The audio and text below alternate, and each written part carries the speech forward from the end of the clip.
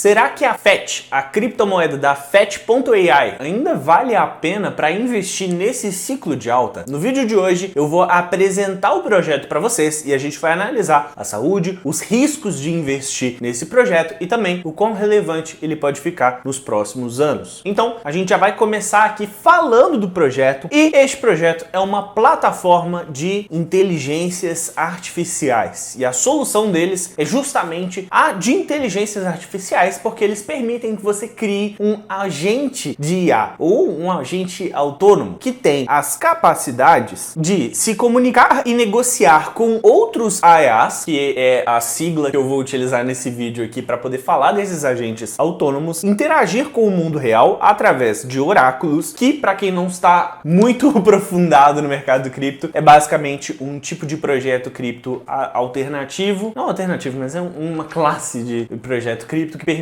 que a gente pegue informações de fora da blockchain e passe para dentro da blockchain. É tipo uma ponte entre a internet e a blockchain. E aí, eles têm a capacidade de tomar decisões, aprender e se adaptar de forma automática. Olha só que coisa mais legal.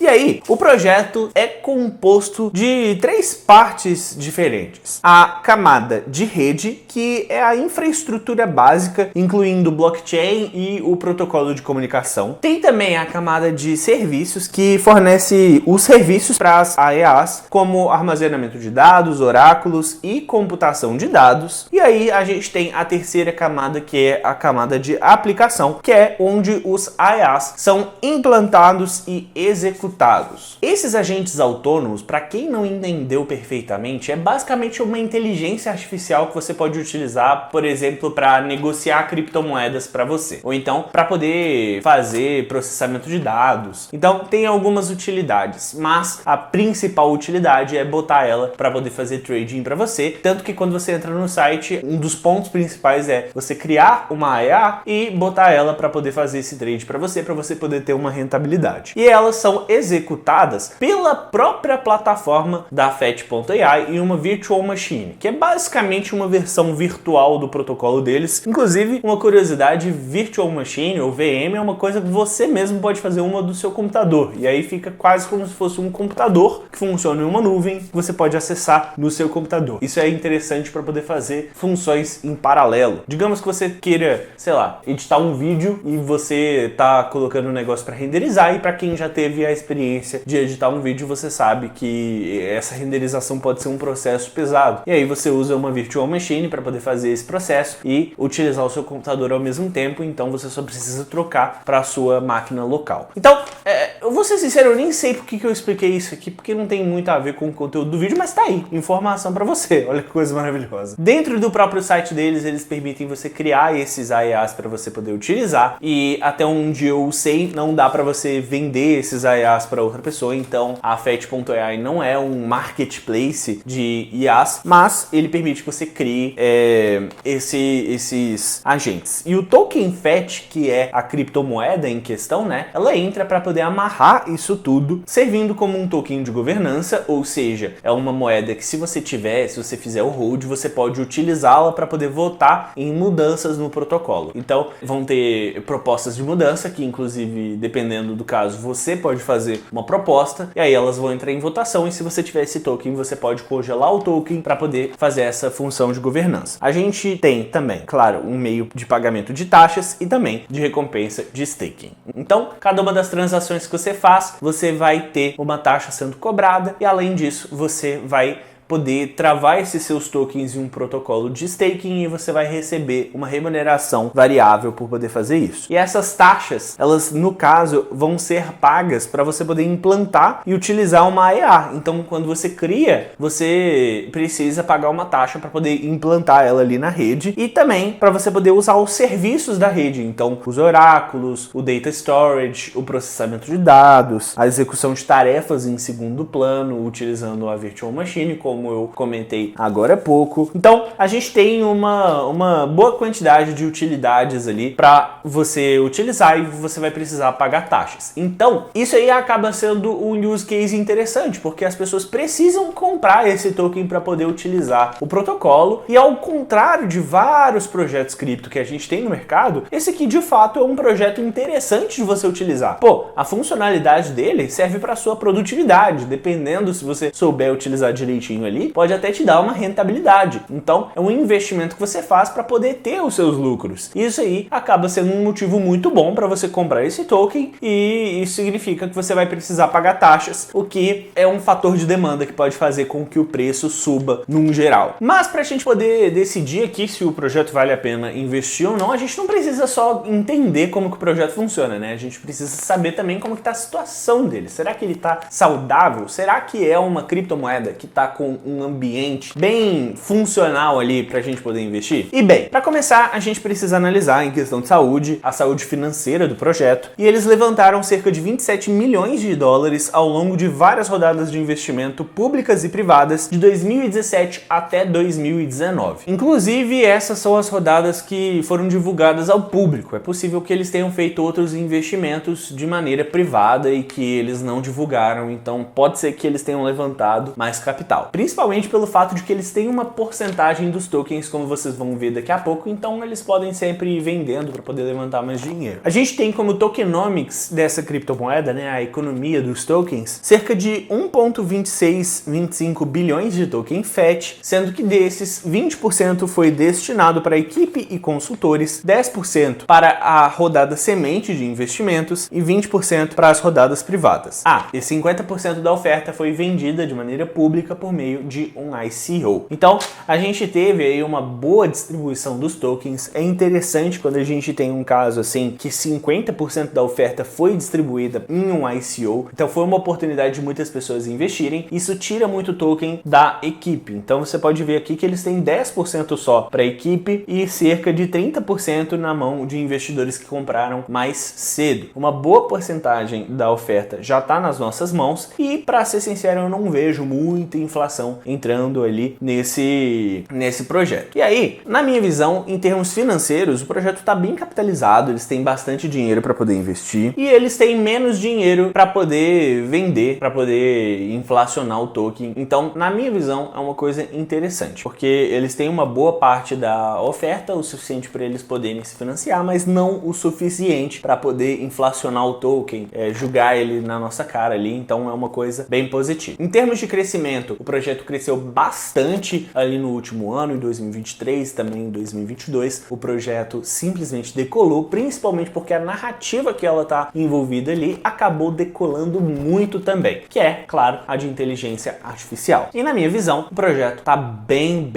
saudável, muito bem das pernas, e eu espero que ele tenha um ótimo desempenho aos próximos anos em questão ali do ambiente que ele se colocou para poder ter esse desempenho. Mas eu preciso que você pare, porque a nossa análise não terminou aqui, muito longe disso, porque a gente ainda tem que analisar os riscos. Quais que são os fatores que dão ali o potencial desse token simplesmente ser destruído? E bem, para mim, a gente sempre tem um risco muito importante que eu preciso falar para vocês, que é o de volatilidade. É um projeto cripto, a gente está no mercado cripto, então tem uma volatilidade envolvida, você precisa aprender a lidar com isso, tá bom? Então ele vai subir muito, você vai achar que tá ficando muito rico, ele vai cair muito, então é uma coisa que vai acontecer. Além disso, a gente tem um risco regulatório muito grave no caso da Fetch.ai, e esse foi o caso também que eu comentei no caso da Agix, que é uma outra criptomoeda de inteligência artificial. Por quê? O próprio mercado cripto por um todo, ele já tem um grande problema com regulamentações, porque a gente tem vários órgãos de governo que simplesmente não têm bons olhos para o mercado cripto. Eles veem a gente como se fôssemos um bando de marginais aplicando golpes e pirâmides financeiras no público inocente, e a gente tem uma situação em que não dá para saber perfeitamente como que eles irão agir. Porque a gente já teve casos no passado em que o mercado cripto foi completamente pancado, ele foi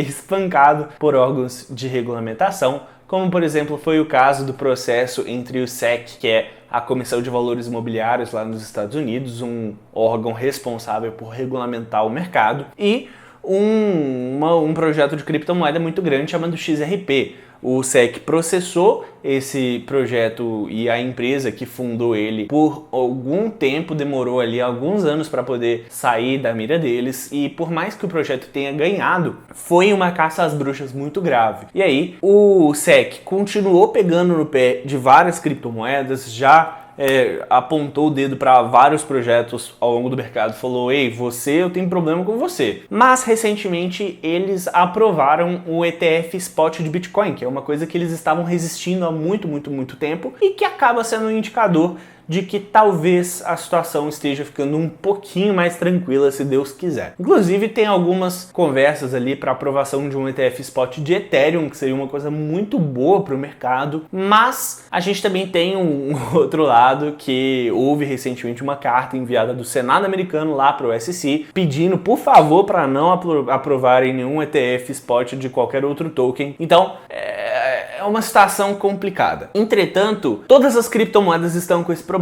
Mas o criptomoedas de inteligência artificial tem um outro problema muito grande, que são os problemas de inteligência artificial na questão de regulamentação. Porque a gente está tendo um momento em que a gente tem um boom da inteligência artificial como uma tecnologia e também como uma moda. As pessoas estão gostando muito de inteligência artificial e tem várias coisas interessantes sendo criadas, principalmente no ramo da inteligência artificial generativa. Então a gente tem ali o caso do ChatGPT, o caso do Midjourney, o caso da Sora.ai, que tem a capacidade de gerar textos altamente refinados, de gerar imagens que muitas vezes podem até gerar confusão de tão realistas que elas parecem. E o lançamento dessa Sora AI, que é simplesmente uma ferramenta de vídeo, permite você criar vídeos. Cara, na minha visão isso aí é um grande perigo que com certeza órgãos de regulamentação vão encher o saco. Porque, cara, a gente tá em ano de eleições lá nos Estados Unidos. Imagina o caos que seria se conseguissem criar ferramentas de inteligência artificial avançadas para criar vídeo e que não tem uma trava para poder fazer vídeo de pessoas famosas. Daqui a pouco, políticos e personalidades importantes estão ali, um apoiando um político que não tá apoiando de verdade, foi um vídeo de inteligência artificial que foi criado, outro tá apoiando, alguma coisa completamente caótica. Aí bota um presidente fazendo um crime incrível. Então é uma coisa que tem um potencial bem alto de chamar atenção. E chamar atenção de regulação não é uma coisa boa, mesmo não estando diretamente conectado. A gente está falando de uma inteligência artificial no ramo do trading, uma questão mais voltada para o mercado cripto. Pô, eu acabei de dar um exemplo de vídeo de inteligência artificial generativa, só que por mais que seja uma coisa um pouco diferente, na hora de fazerem regulação, eles jogam a merda no ventilador e espirra na cara de todo mundo. Então, eu gosto de colocar aqui na minha análise que a gente está falando de um projeto de inteligência artificial e não só os problemas de regulamentação do mercado cripto vão causar riscos ali para esse projeto, mas também os problemas de regulamentação de inteligência artificial vão dar um tapa na nossa cara como investidor. Agora, por mais que o projeto, na minha visão, seja mais arriscado, o fator mais importante de análise pesa bem positivamente para o projeto da Fetch.ai, que é a da relevância. Porque para pensar, a gente está num mercado de alta, tudo sobe, desde que tenha um ambiente propício para subir, então desde que ela tenha as ferramentas necessárias, então a gente já chegou à conclusão aqui que tem, desde que ela não tenha um risco tão absurdo a ponto de fazer ela virar pó, e por mais que ela tenha uma série de riscos absurdos, não tá tão ruim quanto pode ser, dá pra ficar pior. Cara, a única coisa que falta para um projeto subir, ela é ter relevância, ela continuar sendo algo que tá dentro da discussão, que não vai morrer, então a gente precisa analisar isso. E na minha visão, a inteligência artificial é uma narrativa que só começou. A gente tem um potencial dela continuar gritando para tudo quanto é lado, aparecendo na internet o tempo todo, e é uma tecnologia tecnologia que está se desenvolvendo com muita velocidade e muitas pessoas extremamente interessadas em investir nesse setor, e que, se a gente tiver um projeto interessante do mercado cripto entrando nesse ramo e fazendo um grande barulho, pode atrair ali uma grande narrativa que vai se tornar ainda mais forte do que narrativas anteriores, como por exemplo a de metaverso. Essa é a minha visão. Na minha visão, a inteligência artificial no mercado cripto, não sei se é nesse ciclo, mas com certeza ao longo desses próximos anos vai ser uma narrativa muito forte. E isso aí significa, na minha visão, que Fetch.ai está muito bem posicionada para se valorizar bastante. Eu ainda não investi nela, mas eu estou planejando entrar ainda nesse mês com um pouquinho ali na minha parcela de risco da minha carteira para poder investir em Fetch.ai, porque eu achei o projeto muito interessante e a gente está em uma situação ali muito boa também para esse mercado. Se você quiser investir, você pode fazer isso pela CoinEx, que é patrocinador aqui do canal. Eu estou deixando o link aqui na descrição e no primeiro comentário fixado, e o interessante deles é que você não precisa nem fazer KYC para poder investir, tá? Então, se você estava se perguntando, beleza, Arthur, que legal para poder investir, que legal, que vale a pena e tudo mais, mas onde que eu posso? Agora a sua resposta está dada, é na CoinEx. E eu preciso te dizer uma coisa, eu comentei ali de AGIX, que é um token interessante de inteligência artificial, e na minha visão faz muito sentido investir nela se você gostou da Fetch.ai. E se você está curioso em saber por que eu acho que ainda vale a pena investir em AGIX, é só você clicar neste vídeo aqui que eu vou te explicar tudo o porquê de ainda valer a pena investir em AGIX.